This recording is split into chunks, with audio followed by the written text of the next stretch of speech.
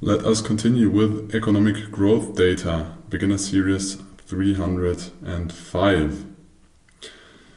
What is economic growth data? I think the most important or famous metric is GDP, the gross domestic product. It measures the country's increase in economic activity and growth rates, but there are different types to display this. We will talk about this in this chapter. Also, what is kind of linked or closely linked to the gross domestic product.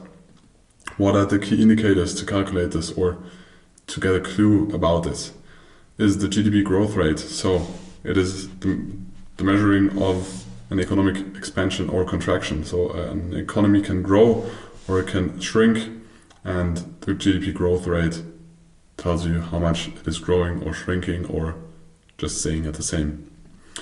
You have inflation, which reflects the price stability. So there most of the time is a currency or thing that the economy agreed on as an exchange. Nowadays, most of the times it's a currency of a country or economic region like the European region. So how high is the inflation in that region? So you take the currency most of the time, or the measurement, it can be anything, and then you check how high is the purchasing power of that one. If you create one basket or different baskets that consumer can buy in that economy.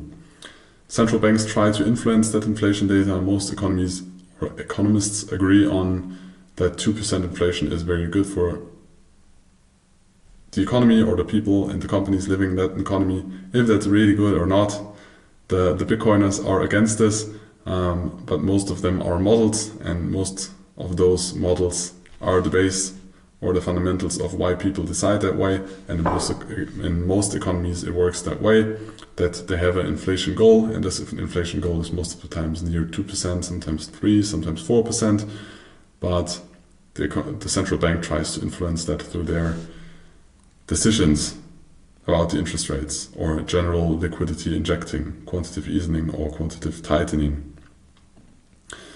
There are employment rates. High employment is generally good for an economy, because when all the people in the economy that have the availability to work, have a job, most of the likely that the economy is very healthy. So low employment rates most of the time correlate with a strong economy. Strong economies have appreciating assets and a strong currency, because most of the time society is stable, politics is stable, financial or fiscal policy is stable as well. So investors from other countries, neighbor countries, or even in that country are willing to buy the assets in that country or the currency of the country itself.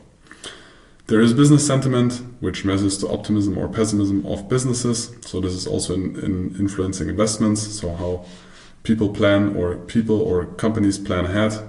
So when they want to expand, they need to hire people before they expand, because otherwise they will have a work overload.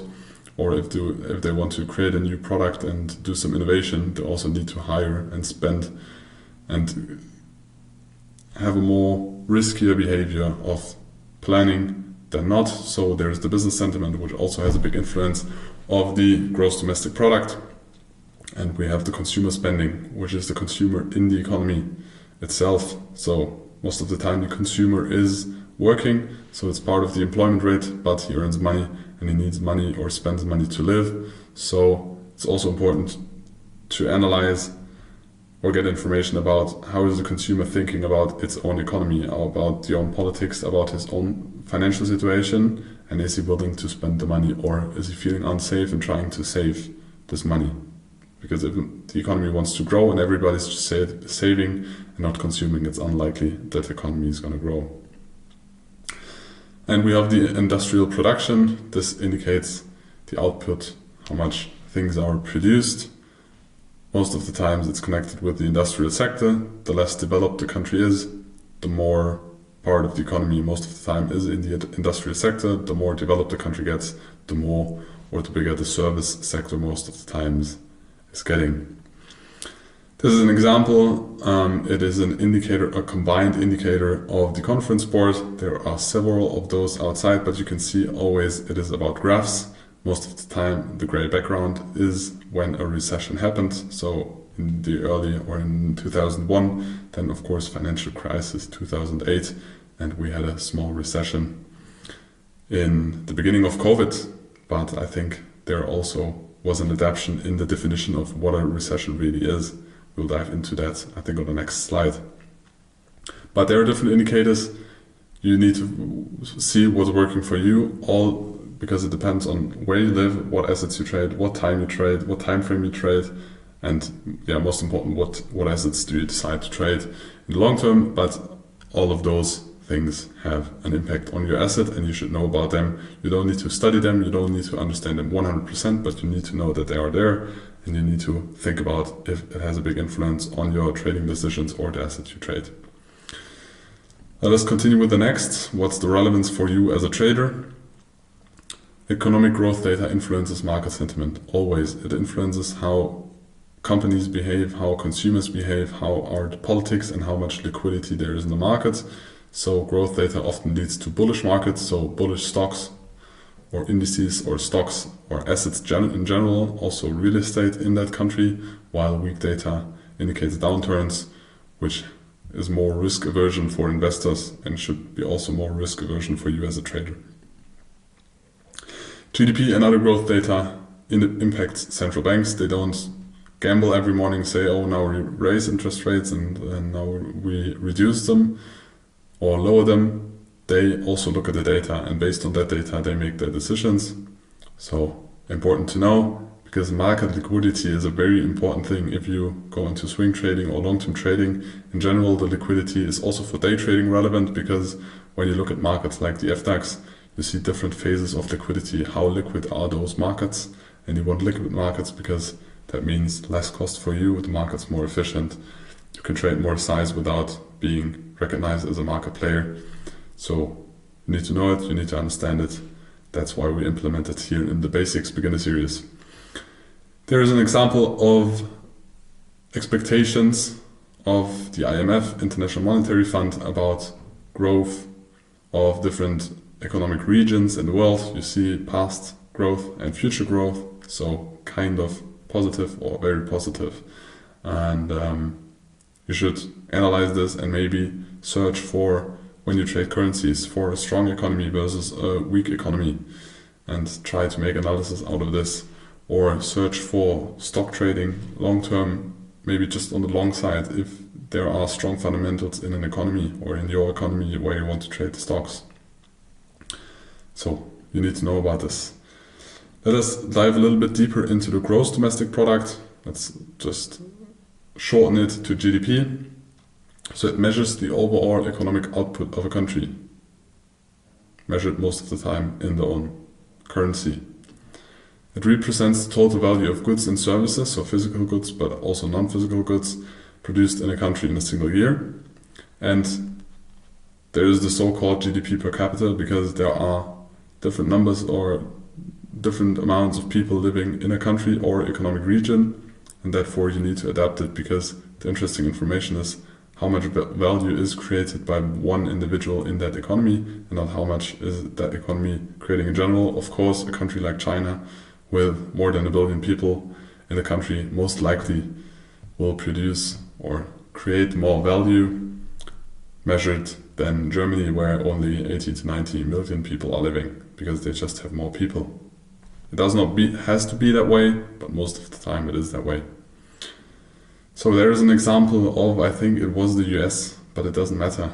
You can see those numbers on several websites. For example, I think this one is from Trading Economics. I took it for all different economies.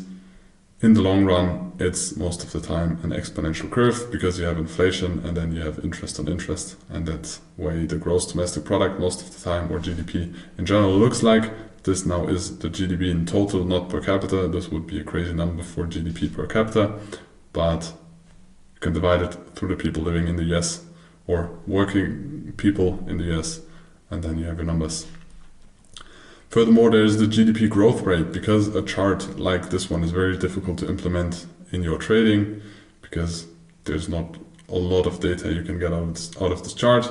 It's better to visualize and put in perspective if you take the GDP growth rate in percentage. So the GDP, or this one shows you how much an economy is growing on a yearly basis. It's calculated all 3 months, so 4 times a year, every quarter the numbers published, and 2 negative quarterly readings or publications of the GDP are the definition of a technical recession. So if there's a contraction in the economy, negative GDP, for 2 quarters in a row, then you have a technical recession.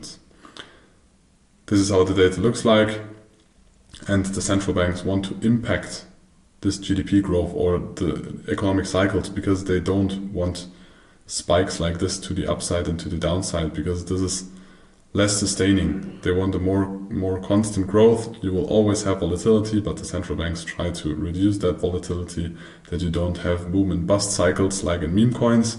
You should more have a constant growth, and that's the goal of the central bank or the politics. Of course, COVID was a special situation, so you see in the beginning you had lockdowns, people needed to adapt, people have not been working, a lot of logistics have been blocked, but after that there was very strong growth because a lot of things that we're not able to do here, or problems that were popping up because of the COVID situation, have been solved here. But still the people needed to live, companies needed to produce, things needed to be transported around the globe. But the central bank is trying to minimize this boom and bust cycle, so it's more stable. But one of the best numbers is the real GDP growth. It's the most reliable GDP data because it is adjusted for inflation. You can grow when you have inflation every year, so just the value or purchasing power of the things you measure your economy in is declining. Then you have growth without, or you think you have growth without really having growth. So you adapt it for the inflation, and then you get a chart like this. Again, recessions are highlighted in gray. You should do this for every country, because when you have 2% inflation, your economy needs to grow more than 2%, otherwise your economy stayed the same size.